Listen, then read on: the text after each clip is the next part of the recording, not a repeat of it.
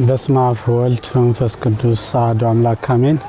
በጀርመንና አካባቢው ሀገረ ስብከት በዚህ በምትመለከቱት ይህንን ታላቅ ገዳም ለመግዛት በዛሬው ቀን በያለንበት ተሰብስበን መተናል ተገኝተናል። ሁላችንም ዛሬ ጧት ጀምረን ጉብኝቱን እየተመለከትን ነው። በመካከላችን ከፊታችን ያሉት አባታችን ርዕሰ ሊቃውንት አባ ገብረ ኪዳን ከኢትዮጵያ መጥተው ቡራኪያቸውን ለመቀበል ቃለ እግዚአብሔርን ለመማር ተሰብስበናልና ዛሬ ላይ እንደ ምእመናኖቹ እሳቸውም በመገኘት ይህንን ገዳም አይተውታል። እሳቸውን ሁላችን የምናውቃቸው ነው። ምንም የምናስተዋውቀው ነገር ስለሌለ ዛሬ የምንጠይቃቸው ጥያቄ ይህንን ገዳም ባዩት ሰዓት ላይ ከመጡ ሰዓት ጀምሮ ከሳምንት ጀምሮ ያለውን የጉባኤያትን እያከናወኑ ነውና የሳምንቱን ጉባኤ እንዴት እንዳዩት እንዲሁም ደግሞ የዛሬን ጉብኝት እንዴት እንደተመለከቱት እሳቸውን ይህንን ጥያቄ በመጠየቅ ወደ አባታችን ርዕሰ ሊቃውንት አባ ገብረ ኪዳን አልፋለሁ። እንዴት አዩት አባታችን? በስመ አብ ወወልድ ወመንፈስ ቅዱስ አሐዱ አምላክ አሜን።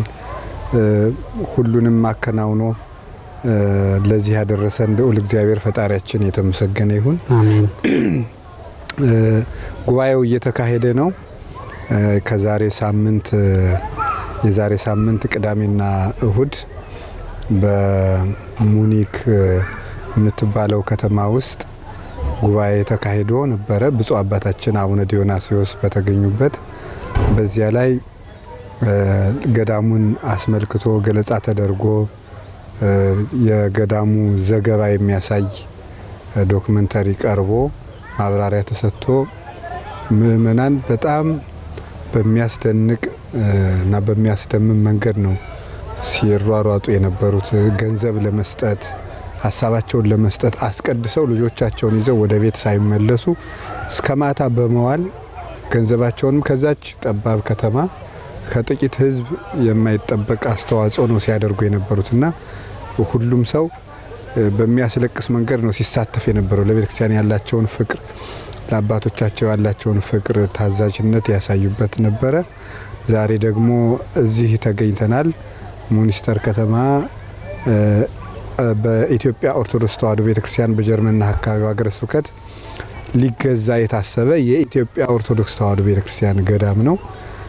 ባየሁት ጊዜ እጅግ ነው በጣም ደስ ያለኝ። በብዙ መንገድ ነው ደስ ያለኝም ደስታዬም። የመጀመሪያው እንዲህ ያለ የሚያስብልን አባት ስላገኘን ብፁዕ አባታችን አቡነ ዲዮናስዮስ እንዲህ አቅዶ የሚሰራ ዘመንን የሚቀድም ነገን አስቦ የሚሰራ ለተተኪ ትውልድ እሳቸው ሌት ተቀን እየተጓዙ ነው ይሄንን የሚያደርጉት። ጉዞ እያደረጉ እዚህ እየመጡ በሚመችም በማይመችም መንገድ ነው ይሄን ሁሉ የሚያደርጉትና ለነገ ለዛሬው ጽሕፈት ቤታቸው ተቀምጠው ወንጌል እያስተማሩ ማሳለፍ ይቻላል። በእሳቸው መንገድ እያስተማሩ እየቀደሱ ግን ነገን ተቀድሞ ለተተኪ ትውልድ አስቦ መስራት ትክክለኛ አባትነት ይሄ ነውና በዚህ በጣም ደስተኛ ነኝ። ደስ ያለኝ ነገር ይሄ ነው፣ ለልጆቻቸው አስበው መስራታቸው። ሁለተኛ የኢትዮጵያ ኦርቶዶክስ ተዋሕዶ ቤተክርስቲያን በውጭ ያለውን ምእመን ወይም ልጆቿን የምትይዝበት ትልቅ ቦታ ነው። እንደዚህ ያገኘ ነው ማለት ነው። አንዱ የኢትዮጵያ ቤተክርስቲያን ከፍተኛ ፍሰት ያለው ሕዝብ አላት በውጭ ሀገር። ያ ሕዝብ ደግሞ የሚወልዳቸው ልጆች አሉ። እነዚያ ልጆች በባዕድ ትምህርት ቤት በባዕድ ስርዓተ ትምህርት ነው የሚያድጉት። የሀገር ፍቅር፣ የወገን ፍቅር፣ የሃይማኖት ፍቅር የጎደለው ትምህርት ቤት ውስጥ ይማራሉ። እዚያ ውስጥ ተምረው ሀገራቸው ቤተክርስቲያናቸውና ወገናቸውን እንዳይረሱ የሚጠበቁበት በራሷ ቤተክርስቲያን የተባረከ በቤተክርስቲያናቸው የሚጠበቅ ስርዓተ ትምህርት የወጣለት ኮሌጅ ቢከፈትበት የሚያገለግል ትውልድ የምትይዝበት የቤተክርስቲያን ትልቁ የቀኝ ክንፉ ነው ያገለግላል። ይህን በማግኘታችን በጣም ደስተኛ ነኝ። ሶስተኛው ምእመናን ልጆቻቸውን እንዴት እንደሚያሳድጉ ውጭ ሀገር ያሉ ምእመናን በጣም ጭንቀት ውስጥ ነው ያሉት። አስቀድሜ እንደተናገርኩት ልጆቻቸው በስርዓተ ትምህርት ይወሰድባቸዋል፣ በጓደኛ ተጽዕኖ ይወሰድባቸዋል። ጉርብትና የለም፣ እዚህ ከጎረቤት ተጫውቶ ማደግ የለም። ኢትዮጵያ ውስጥ ከእናት አባት ቢስት ጎረቤት ይቆጣል። እዚህ ግን እንደዚህ አይነት ስርዓት የለም እና ልጆቹን የት ላሳድጋቸው ከግብረ ሰዶማዊነት ከጣዖት ከኃጢአት እንዴት አድርጌ ልጆችን ላድን ከግሎባላይዜሽን ተጽዕኖ እንዴት ነው የምጠብቃቸው የሚለውን ጭንቀት የሚያርቅ ነው። እዚህ ክረምት በማስተማር በጋም እረፍት ሲዘጋዚ ትምህርት ሲዘጋዚ በማስተማር በመቅረጽ ከህፃንነታቸው ጀምሮ በመኮትኮት ትልቅ ጭንቀትን የሚያሳርፍና ትውልድ የምናፈራበት ነው። ሰፊ ነው። ለሁሉ ቦታ የሚሆን ገዳም ነው። ማሰልጠኛ ቢገነባበት ይሆናል። የሱባኤ መያዣ ቢኖር፣ ትልቅ ላይብራሪ ቢኖርበት፣ የጥናትና ምርምር ማዕከል ቢኖር፣ በጣም ብዙ መናኞች እዚህ ቢቀመጡበት ሁሉንም ችግር የሚፈታ ነውና ካህናት ማሰልጠኛ ቢኖር እዚህ ካህናትን ያሉትን አቅም ለማሳደግ ኮርስ ለመስጠት ለወደፊት ዲያቆናትን ለመመልመል ካህናትን ለማፍራት መነኮሳትን እዚሁ ለማፍራት የሚሆን ገዳም ነውና በጣም ሰፊ ነው። አቅምም ያለው ነው። በዙሪያው እርሻዎች አሉት እንዳየሁት። አቅም ካለን በኢትዮጵያ ቤተክርስቲያን ማዕከልነት እርሻውን ሁሉ እየገዛን ትልልቅ ወደፊት እንዲያውም ትልቅ ዩኒቨርሲቲ ሁሉ ልንከፍትበት እንችላለን እግዚአብሔር ከረዳና። ይህ በጣም ትልቅ ነገር ነው። ያየሁት እንደዚህ ነው። ቀሲስ በጣም ደስ ይላል። አባታችን እንደው ወደ ኋላ ልመልሶትና አንድ ጥያቄ ልጠይቅ። ድካም ላይም ስላለው ከዚህ በኋላም ሰፊ አገልግሎት ስላለ እንዳላደክሞት ገዳም ማለት ምን ማለት ነው? እስቲ ምእመናኑ ገዳምን እንደ አጥቢያ ቤተክርስቲያን ነው ማየት ያለባቸው ወይስ መንፈሱን የሚያረካበት ሱባኤ የሚይዝበት እስከሆነ ድረስ እንዴት አድርገው ገዳም ማለት ምን ማለትና ገዳምን እንዴት አድርገው ነው ምእመናኑ ማየት ያለባቸው ብለው ይመክሩናል? ያለውን ነገር በጣም ግሩም ነው። እንግዲህ ገዳም የሚለው ምድረ በዳ ጫካ ከመኖሪያ ሰፈር የወጣ የሚል ቦታ ነው። ግዕዙ ቃል በቃል ሲተረጎም በረሃ፣ ምድረ በዳ፣ ሰው የሌለበት ከሰው የራቀ ቦታ ማለት ነው። ወደ ቴዎሎጂ ፍቹ ሲመጣ ወይም መንፈሳዊ ትርጉሙ ሲመጣ ገዳም ሲባል ልክ መላእክት ከሰው የተለዩ ናቸው። መላእክት በሚኖርበት ቦታ ሰው የለም በሰማይ እና መነኮሳት ደግሞ የምድር መላእክት ናቸው፣ የሰማይ ሰዎች ናቸው ይላል ፍትሐ ነገሥቱ።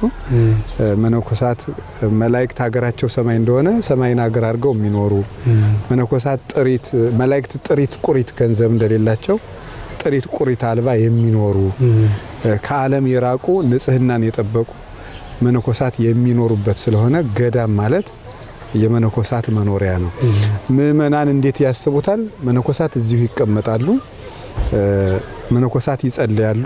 ምእመናን መጥተው ደግሞ ከመነኮሳት በተለየ ሁኔታ ምናኔያቸውን በማይረብሽ መንገድ ሱባኤ ይዘውበት ጸሎት ጸልዩበት ስርዓተ ትምህርት ቀድሞም በኢትዮጵያ ኦርቶዶክስ ተዋሕዶ ክርስቲያን ነገስታትን የሚያስተምሩ ገዳማት ነበሩ። ትውልድ የሚቀርጹ ሀገር ያኮሩትን ከቅኝ ግዛት የጠበቁትን ከወራሪ የጠበቁትን ሀገር ጠብቀው ያቆዩ ነገስታትን የሚያፈሩ ገዳማት ነበሩ እያስተማሩ። ስለዚህ ትውልድ ይቀረጽበታል። ግን ከአጥቢያ የተለየ ጫጫታ የሌለበት ውከት የሌለበት ምእመናን መጥተው ከእግዚአብሔር ጋር ታርቀው ራሳቸውን ከእግዚአብሔር ጋር አስታርቀው ኃጢአታቸውን ይቅርታ አግኝተውበት ተምረውበት የሚሄዱበት ቦታ ነው ማለት ገዳም የመነኮሳት መኖሪያ ሆኖ ግን አሁን በየግብጽ ኦርቶዶክስ ተዋሕዶ ክርስቲያን ብንወስድ ሁሉም ገዳማት ቴዎሎጂ ሴንተሮች ናቸው ወይም የትምህርት ማሰልጠኛ ተቋም አላቸው። ቅዱስ እንጦንስ ገዳም አለ፣ ማርሚና ቅዱስ ሚናስ ገዳም አለ፣ ሌሎችም አሉ። ስለዚህ መነኮሳት ትውልድ በመቅረጽ ይጠቅማሉ።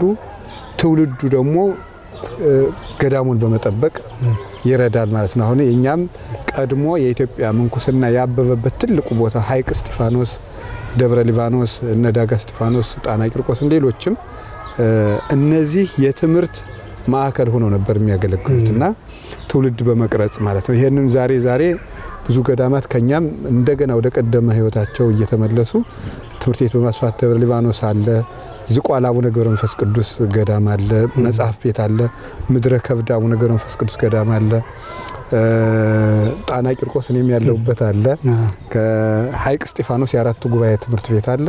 አሁን የትምህርት ማዕከልነቱን ገዳማትም እየመለሱት ነው የኛም ማለት ነውና የኛም ሀገር የኢትዮጵያ ኦርቶዶክስ ተዋሕዶ ምንኩስና የሚታወቀው የትምህርት ምንጭ፣ የስርዓት ምንጭ፣ የመንፈሳዊ ህይወትና የጽሙና የሰላም ምንጭ በመሆን ነውና ይሄም በዚህ መልኩ ያገለግላል። እሺ እናመሰግናለን። የሚያስተላልፉ የሚነግሩን ሌላ ቡራኪ አባታዊ ነገር ካለ ወደ እርሶ። እኔ በጣም ደስተኛ ነኝ እውነት ለመናገር እንዳንድ የኢትዮጵያ ኦርቶዶክስ ተዋሕዶ ቤተክርስቲያን ልጅነቴ ሁልጊዜ በውጭም ያለው በውስጥም ያለው ምእመን ያሳዝነኛል እና እንዴት ነው የምንይዘው ቤተክርስቲያኒቱ ልጆቿ ከቁጥጥር ውጭ እየሆኑ ነው የሚለው ያስጨንቀኝ ነበርና ይሄንን ሳይ በጣም ነው ደስ ያለኝ። ስሜታዊ ከመሆኑ ውጭ ጥቅም ስለሌለው ነው እንጂ በጣም ደስተኛ ነኝ ይሄንን በማግኘታችን። ልጆች እዚህ ማደጋቸው በጣም ትልቅ ነውና መጨረሻ ላይ የማስተላልፈው ማንም ሰው የህንድ ኦርቶዶክስ ተዋሕዶ ቤተክርስቲያን ምእመናን ለልጆቻቸው ከሚቀቅሉት ጥሬ የከፈሉ ቤተክርስቲያኒቱን አቅንተው እንደጠበቋት ካለችው ነገር ከፍሎ ይህንን ገዳም ሊያመልጠን አይገባም። የሚሰራም በጊዜ ነው፣ የሚኖርም በጊዜ ነውና ጊዜ ሰጥቶናል፣ አባትም አግኝተናል። ያቅማችን ተጠቅመን በየትም ቦታ ከምትገኘው ድቃቂ ሳንቲም እንኳን ከፍለን ከሳሙናም በመቀነስ ከጌጣጌጥም በመቀነስ ከመዝናኛዎችንም በመቀነስ የቤት እቃዎችንም ከምንገዛቸውን በማቆም በየጊዜው አስተዋጽኦ ማድረግ ገዳሙን እንድንገዛው የመጀመሪያው መልእክቴ ነው። ሁለተኛ ደግሞ ገዳሙ የመጨረሻ ተተኪ ትውልድም የሚያየው ከሆነ አሁን የምናገረውን ነገር ገዳሙ የትምህርት ማዕከል እንዲሆን ወጣቶች ከ3 ዓመት እስከ 6 ዓመት ከ6 እስከ 12 ከ12 እስከ 18 ከ18 እስከ 26 ከ26 እስከ 40 ከ40 እስከ 50 ከ50 እስከ 60 ያሉ ሰዎች ሁሉ የሚማሩበት ነገረ ሃይማኖት የሚያውቁበት መንፈሳዊ ሕይወታቸውን የሚቀርጹበት የትምህርት ማዕከል እንዲሆን ዝም ብሎ ልማት ብቻ የሚያካሄድ እንዳይሆን ይችን መልእክት አስተላልፋለሁ። የቤተ ክርስቲያን አምላክ ጌታችን ኢየሱስ ክርስቶስ ቤተ ክርስቲያን የመሰረተልን በደሙ ነው። ደሙን የሰጠን አምላክ ሳንቲም አይሰጠንም ብለን አናምንም። ይህን ገዳም እንሰራዋለን። ሁላችንም እንደምንሰራው እምነቴ ነው። እግዚአብሔርም እንደሚያከናውነው አልጠራጠርም። የአብ አምላክ እግዚአብሔር ገዳሙን ይፈጽምልን። አሜን። ወስብሐት ለእግዚአብሔር። አሜን አሜን። አባታችን እንደተነገረን ገዳማትን መነኮሳት ይመሰርታሉ፣ ምእመናን ደግሞ ገዳምን ይጠብቃሉ ብለው አባታችን እንደነገሩን ሁሉ እኛም አባቶቻችን መነኮሳት ገዳሙን እየመሰረቱልን ነው። እኛም ምእመናን ደግሞ መጠበቅ ያስፈልገናልና ሁላችንም በየድርሻችን በተቀመጡት የእርዳታ ወይም አስተዋጽኦ በምናደርግባቸው የሶሻል ሚዲያ ላይ በሚለቀቁ ማንኛውንም አካባቢዎች ላይ በተለቀቁላችሁ በዛ ላይ አስተዋጽኦ እንድታደርጉ አምላካዊ ቃል መሰረት እንጠይቃለን። አባታችንን ይህንን ቃለ መጠይቅ እንድናደርግ ርዕሰ ሊቃውንት አባታችን እግዚአብሔር አምላክ ቃልዎት ያሰማልን፣ በረከቶት ይደርብን። በቀጣይ ጉባኤቶቹ አብረን ስለምንውል እዛ ላይ እንገናኛለን። ምእመናንም በየጉባኤቶቹ እንድትሰበሰቡ በያላችሁበት እንላለን። እናመሰግናለን። ይፍትኝ አባት ይፍትኝ አባት። አሜን አሜን አባት አሜን።